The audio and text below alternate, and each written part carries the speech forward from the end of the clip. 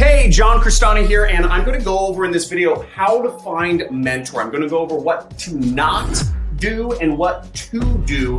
And I'm also going to be using stories from my life of how I've been able to find teachers and mentors and folks that are just a lot smarter and more successful and experienced than me to help me out in my career so that even someone who has been a C student in school has been able to earn tens of millions of dollars in my own business. So let's go right into it.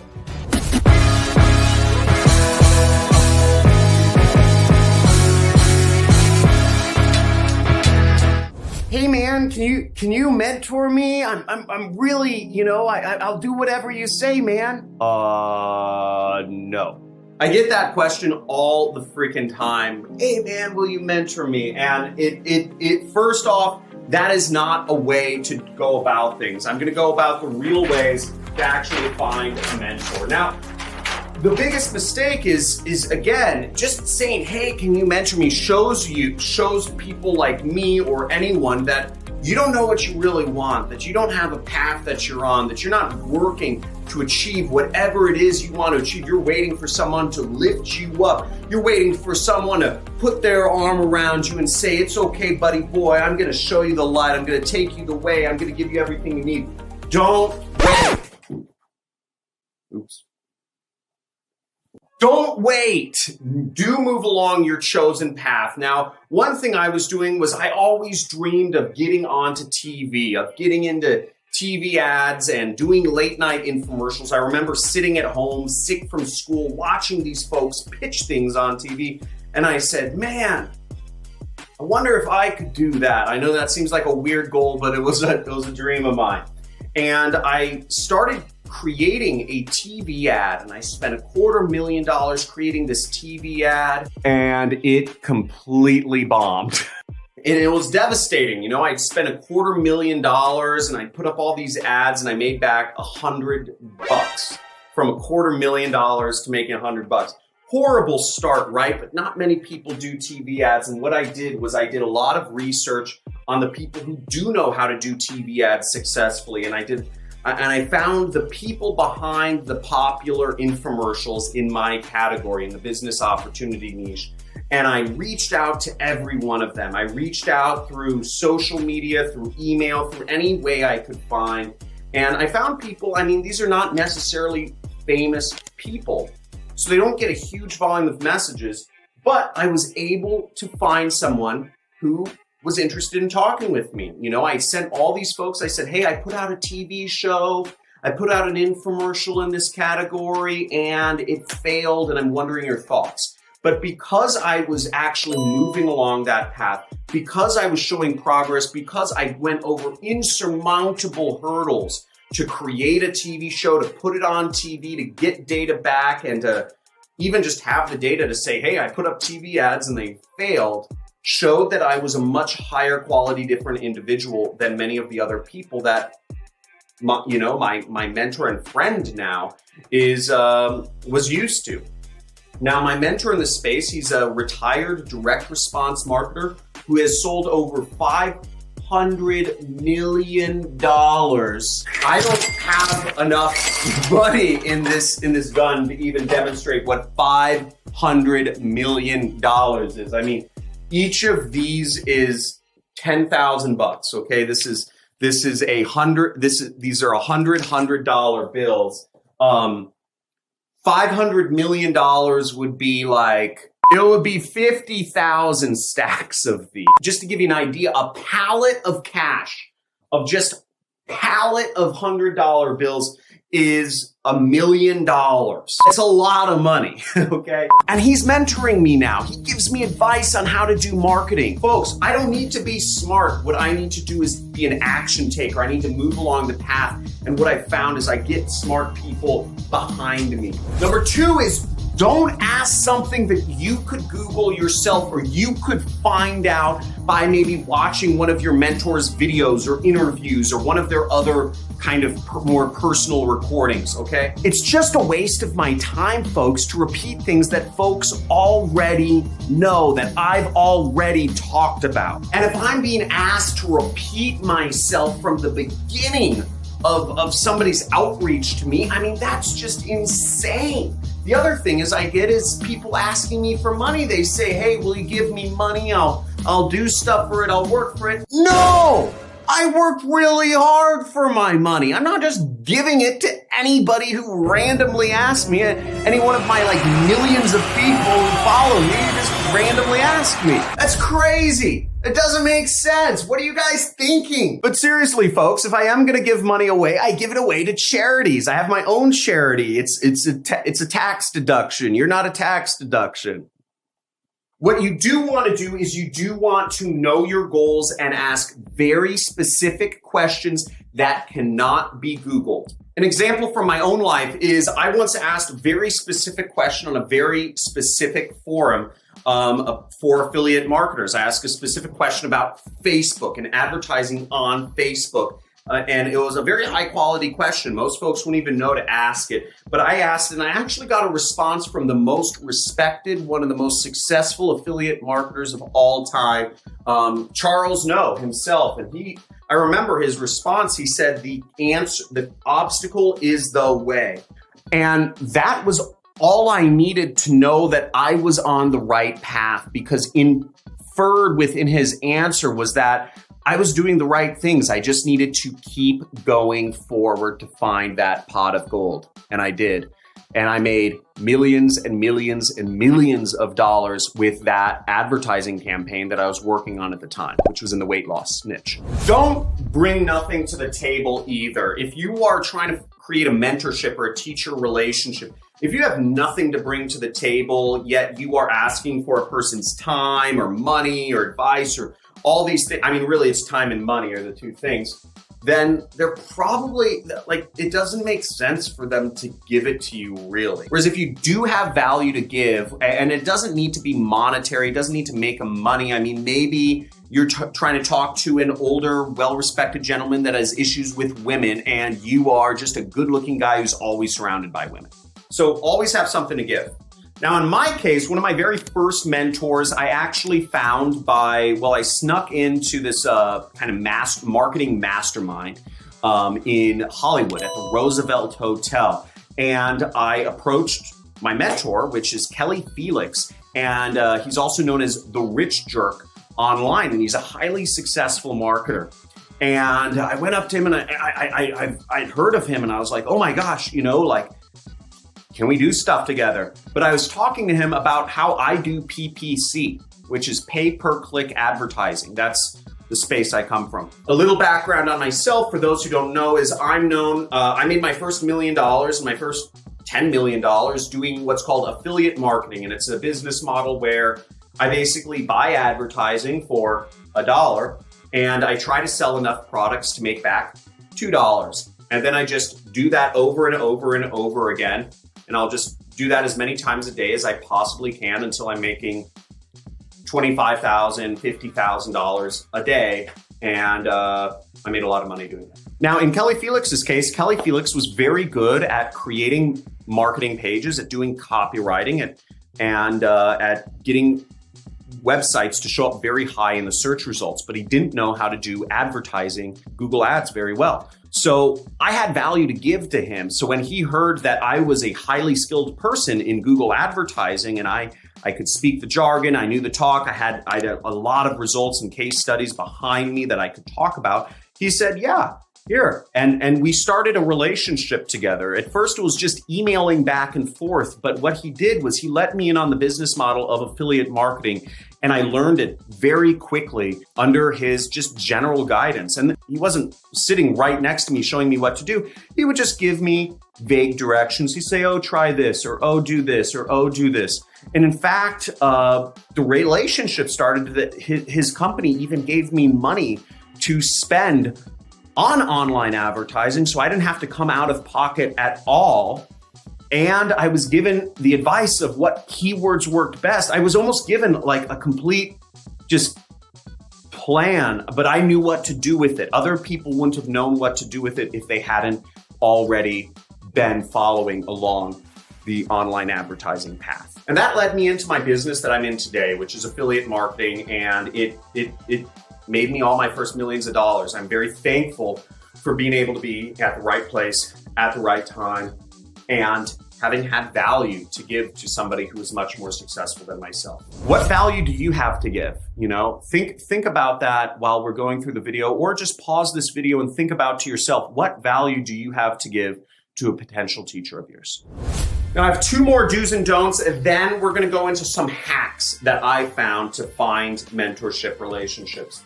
Now the next don't is don't be a flash in the pan. Don't be an unfocused, enthusiastic individual, but do be consistent and persistent. Now what do I mean by that? What I mean by that is I get these letters all the time. I get long written letters, and people must have spent hours writing letters to me. I get handwritten letters. People find my address somehow and send me these long handwritten notes asking me to advise them and be their teacher. And that's great. You spend 5 hours on a letter, but are you consistent? Was this just a momentary distraction of trying to find a teacher for you? Or do you truly want me to be, help you out somehow? And again, that doesn't even answer all the other ones we talked about, which is, do you have value to give and all that jazz? Now, in my experience, I identified three executives that have built billion-dollar companies in the software space that could find product market fit. And I'm building software right now. That's what my company currently does. We create software that helps make people money.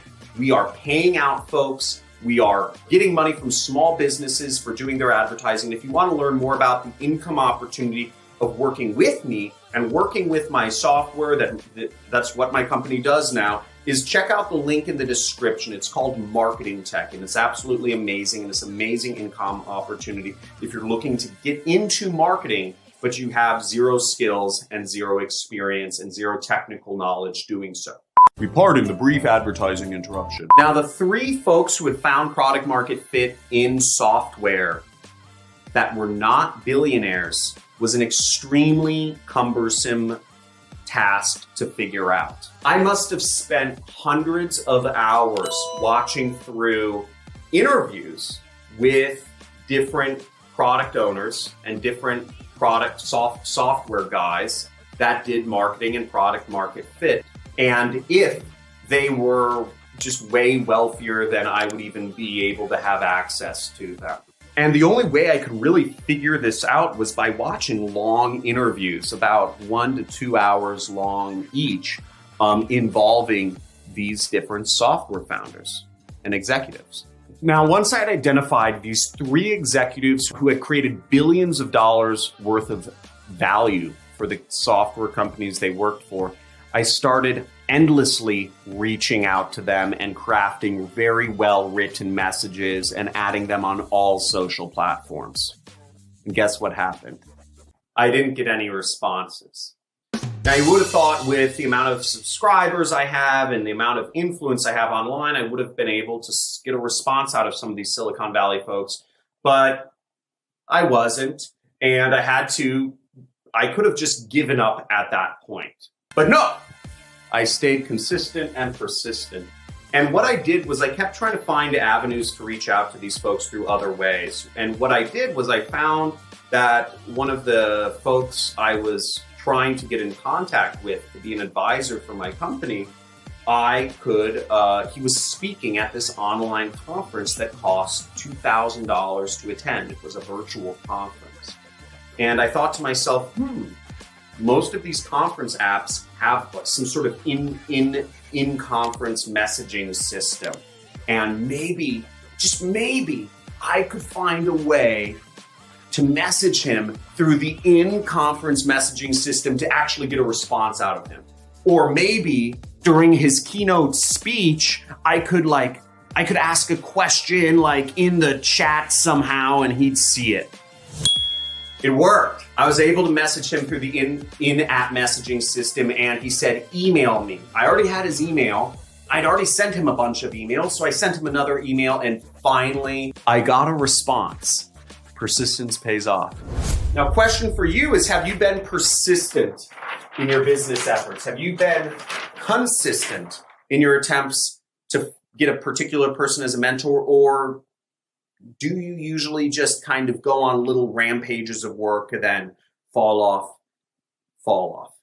What do you do? Now, last do and don't is don't pick and choose advice. So this is once you get into a mentorship relationship, once you have somebody that agrees to talk to you or gives you some advice, the easiest way is just ask questions. Again, I love answering people's specific questions in the YouTube comments section.